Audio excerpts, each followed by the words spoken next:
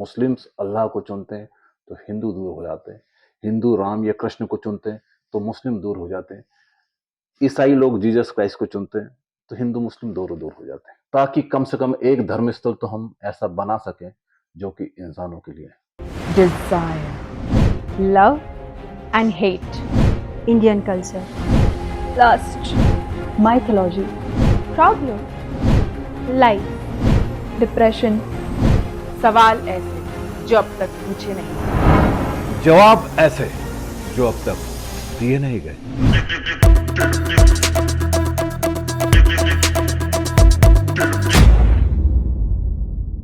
नमस्कार, आदाब, सत श्री अकाल, जय श्री कृष्णा। मैं हूं आपकी होस्ट एंड दोस्त मैं सारजा दीपिका और आप सभी का बहुत बहुत स्वागत करती हूं हमारे शो टॉक विद मास्टर में।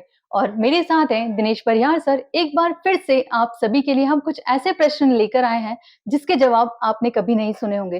तो सर, मैं आपसे पूछना चाहूंगी, इंसान जैसे ही किसी को चुनता है तो वह छोटा क्यों हो जाता है? ये बेहद महत्वपूर्ण क्वेश्चन है और दुर्भाग्य की ये बात है कि इसको ना तो कभी पूछा गया, न इसको कभी जाना गया, न इसको कभी समझा गया।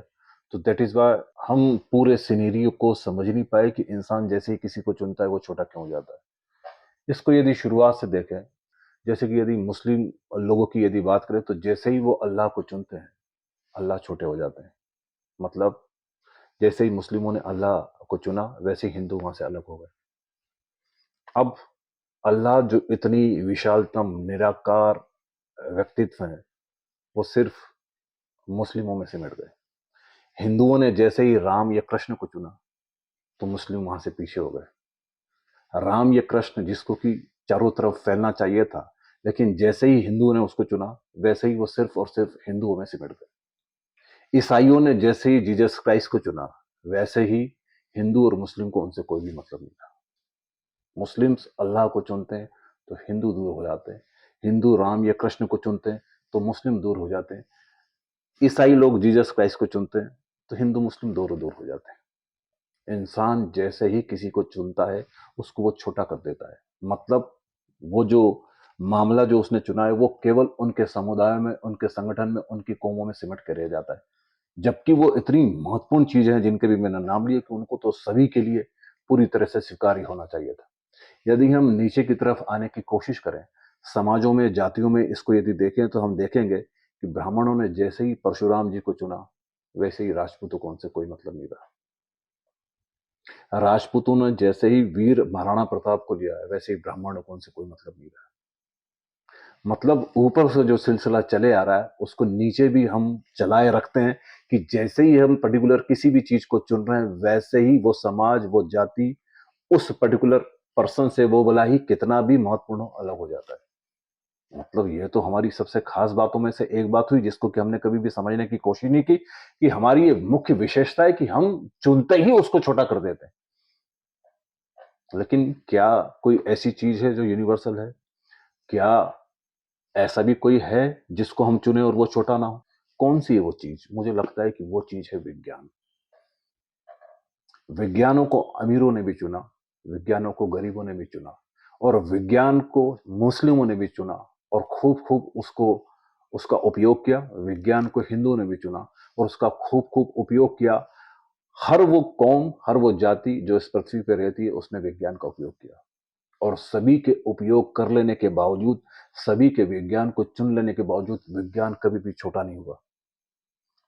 आज एक मुस्लिम के घर पे पंखा है, मुस्लिम के घर पे फ्रिज है, और मुस्लिम के घर पे विज्ञान से बनी हुई कोई दूसरी चीज है वही हिंदू के घर में मिलेगी, वही सिख के घर में मिलेगी, वही ईसाई के भी घर में मिलेगी। यदि धर्म के मामले को हम इस तरह से देखें कि काश हमारा धर्म विज्ञान की तरह हो जाए, लेकिन हमारा धर्म कभी भी विज्ञान की तरह नहीं हो पाया। हमने आज तक इस पृथ्वी पे कोई ऐसी मस्जिद, कोई ऐसा मंदिर या कोई ऐसा धर्म स्थल नहीं बनाया जहां सभी जाति के लोग एक साथ प्रवेश कर सके। और जिस तरह से स्थितियां राजनीतिज्ञों ने बना दी है सारे देशों के, मुझे नहीं लगता कि वो कभी धर्म इस तरह से आ पाएगा जहां पे कि सभी देश उसको चुन सके और वो छोटा ना हो। कभी कभी तो मैं ये सोचता हूं कि विज्ञान इस देश में क्यों नहीं आ पाया। एग्जैक्टली विज्ञान ने हमें कितना दिया। सोचिए कि यदि ये लाइट ना हो, सोचिए कि यदि ये फ्रिज ना हो, सोचिए कि जिस गाड़ी से आप कहीं और जाते हैं वो ना हो, सोचिए कि मोबाइल ना हो, सोचिए कि इंटरनेट ना हो, सोचिए कि लैपटॉप ना हो, सोचिए कि सिस्टम ना हो। ये सब चीज जो विज्ञान की देन है, सिर्फ आपके जीवन से यदि हटा ली जाए तो अभी के अभी आप लगभग 200 साल पुराने कोई व्यक्ति हो जाएंगे। विज्ञान ने कितना दिया, लेकिन इस देश ने विज्ञान को क्या दिया? मैंने कभी आज तक किसी चौराहे पे किसी अल्बर्ट आइंस्टीन की या कि थॉमस एडिसन की कोई प्रतिमा नहीं देखी। कैसे हम हमारे बच्चों को विज्ञान दे पाएंगे? हमने कुछ उनके लिए नहीं किया, जबकि विज्ञान की खोज यदि कहीं ने किसी ने की है तो सार्वभौमिक रूप से वो पूरे विश्व में फैल जाती है। लेकिन हमने विज्ञान के लिए कोई भी कंट्रीब्यूशन नहीं दिया, और फिर विज्ञान पढ़ाने से कोई भी फायदा नहीं। हम क्या बात करने की कोशिश कर रहे हैं? हम विज्ञान से क्यों कोई सबक लेने की कोशिश नहीं कर रहे हैं कि वो इतना विशालता में इतना यूनिवर्सल है, और वो कोई दावा भी नहीं करता। कोई एक समाज दावा ये नहीं कर सकता कि विज्ञान मेरा है, कोई दूसरा जाति ये दावा नहीं कर सकती कि विज्ञान मेरा है। विज्ञान सभी का है, और सभी ने उसका भरपूर उपयोग किया, और विज्ञान की वजह से ही हम डेवलप हो पाए। हम कितनी भी बड़ी बड़ी बातें कर लें, लेकिन विज्ञान यदि हमारे जीवन में नहीं होता तो हम बहुत ही पिछड़े होते। लेकिन बड़े दुर्भाग्य की बात है कि इस देश में विज्ञान की बात ही नहीं होती। इस देश में विज्ञान के लिए एक भी बुनियाद हम पैदा नहीं कर सके। इस देश में कभी कोई बच्चा कैसे महान वैज्ञानिक पैदा हो जाएगा, क्योंकि उसको कहीं पे भी किसी भी तरह का कोई इंस्पिरेशन ही नहीं मिल रहा है। ये देश किस तरह की बातों में उलझा हुआ है? देखिए, कैसा धर्म है जहां वैज्ञानिक ये कहते हैं कि जहां पे आप बैठे हैं वहां पे 10-10 लोगों की लाश दफन। और ये लाश कैसे दफन है? ये कैसे कत्लेआम हमने मचाया? ये किसके नाम पे हमने कत्लेआम मचाया? ये इतने लोग किसकी वजह से मरे? ये सारे के सारे लोग धर्म का शिकार है। और बड़े दुर्भाग्य की बात है कि सब इंसानों ने मिलकर धर्म का जो एक्चुअल पॉइंट है उसको तो मिस ही कर दिया। काश कि वो विज्ञान को देख पाए, काश कि वो विज्ञान से थोड़ा सा सबक ले पाए, और वो देख पाए कि काश कोई ऐसी चीज निर्मित हो सके। मुझे नहीं लगता है कि विश्व में कहीं किसी ने इतना बड़ा जो लाइट का आविष्कार किया, थॉमस एडिसन या अल्बर्ट आइंस्टीन के लिए अगरबत्ती लगाई हो, पूजा की हो। वो मांगते भी नहीं है आपसे, वो आपको चीजें दे देते हैं। उनकी सब चीजें आपके उपयोग के लिए, आप उनका भरपूर संसाधनों का भरपूर उपयोग करते हैं, और आप उनका धन्यवाद तक नहीं दे पाते, क्योंकि इस देश में विज्ञान की कोई बात ही नहीं हो पाती। इस देश में विज्ञान की कोई पहल ही नहीं हो पाती है। इस देश में विज्ञान के लिए कोई धन्यवाद ही नहीं उठता है।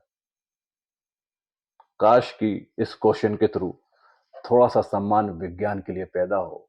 केवल हम इतना सोचे कि जितनी भी चीजें हम पहन रहे हैं, जिन भी चीजों की वजह से हमारा जीवन सुविधापूर्वक हुआ है, वो सब की सब विज्ञान की देन है। लेकिन हमारा कोई भी कंट्रीब्यूशन, कोई भी धन्यवाद विज्ञान के प्रति उठता ही नहीं है। हम ऐसी अनाप शनाप अनसन चीजों में उलझे हुए जिसका कि कोई मूल्य नहीं। आदमी चुनता है और छोटा हो जाता है। आदमियों की खास बातों में से एक है, आदमी ने सभी को छोटा किया है, और आदमी छोटा करता रहेगा। ये कैसा आदमी है जो निराकार की बात करता है, निराकार की शिक्षा देता है, लेकिन निराकार तो किसी भी आदमी की जो कि निराकार की बात कर रहा है उसके जीवन में उतरा ही नहीं। ये कैसे लोग हैं जो कि असीम की बात करते हैं, लेकिन असीम तो उनके जीवन में कहीं पे भी कुछ दिखाई नहीं पड़ता है। हम हैं कुछ, कहते कुछ, और हम इतने नादान हैं कि हम असलियत में चीजों को समझ नहीं पाते हैं। जैसे ही असलियत हमारे दिमाग में आती है, जैसे ही हम असलियत को समझते हैं, तो वहां फिर कोई झगड़े की कोई जरूरत ही नहीं। और हम पहली बार समझते हैं कि जिस रोज से हिंदू आया, मुस्लिम आया, सिख आया, वहीं से ईसाई भी आया। जिस स्रोत में हिंदू मुस्लिम सिख जाएगा, वहीं पे ईसाई भी पहुंच जाएगा। कितनी छोटी सी बात है कि हम एक ही स्रोत से जुड़े हुए हैं। कितनी आसानी से समझने वाली बात है कि इस दुनिया में यदि हवाएं बंद हो जाए, ऑक्सीजन बंद हो जाए, तो हिंदू मरेगा तो उसके साथ साथ मुस्लिम भी मर जाएगा, सिख भी मरेगा और ईसाई भी मर जाएगा। कितनी छोटी सी बात हम समझने की कोशिश नहीं करते हैं कि पूरी दुनिया किसी एक शक्ति के द्वारा, किसी एक चीज के द्वारा संचालित हो रही है। फिर भी लड़ाई जारी है। नहीं, हमारी चीजें बेस्ट है, वो कहते हैं नहीं हमारा मामला बेस्ट है। वो कहते हैं कि नहीं हमारे हिसाब से ये सल्तनत होना चाहिए, वो कहते हैं नहीं हमारे हिसाब से ये पूरा कानून लागू किया जाना चाहिए। कितना लड़ रहे हैं, और ये लड़ाई जब तक जारी रहेगी जब तक राजनीतिक और नौसिखीय धर्म गुरु यहाँ पे मौजूद है। जिस दिन इंसान समझदार होगा, फिर मुझे लग रहा है कि सारी सीमाएं टूट जानी चाहिए। जिस दिन इंसान समझदार होगा, मुझे लगता है कि कुछ दुनिया अलग ही तरह की होगी, और मैं चाहता हूं कि आने वाले वक्त में हमारे बच्चे समझदार बने, ताकि कम से कम एक धर्मस्थल तो हम ऐसा बना सकें जो कि इंसानों के लिए है। क्या बात है सर, बहुत ही शानदार, बहुत ही अद्भुत। जैसा कि आपने बताया, आप हमेशा से हिंदू मुस्लिम सिख ईसाई करते हुए आए हैं, तो इसको ना करते हुए आप एक अच्छे इंसान बने। और ऐसे ही और भी सवालों के जवाब जानने के लिए हमारे साथ बने रहें हमारे शो टॉक विद मास्टर में। और चैनल को लाइक करें, सब्सक्राइब करें और शेयर करना बिल्कुल ना भूलें। धन्यवाद।